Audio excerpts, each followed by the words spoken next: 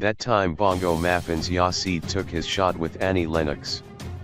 Jah Seed had no idea that Eurythmics frontwoman Annie Lennox was one of the world's most famous musicians when he tried to take his shot with her in Norway several years ago. Apart from AMA 2000s, there aren't a lot of people in the world who don't know Annie Lennox.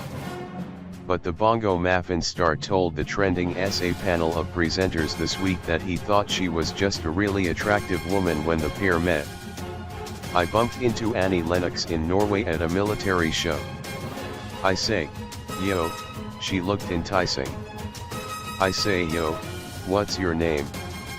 She says, no, I'm Annie Lennox. I say, no, I am Adrian. I am from Africa.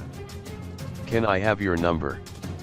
Then this way Mazwai said he came back to the hotel and told her that he had met a nice chick called Annalena. Imagine, he even got her name wrong. When the pair bumped into Annie a while later, Ya got excited and pointed her out to Thandisway. He was like, yo. There she is, and he starts screaming, yo.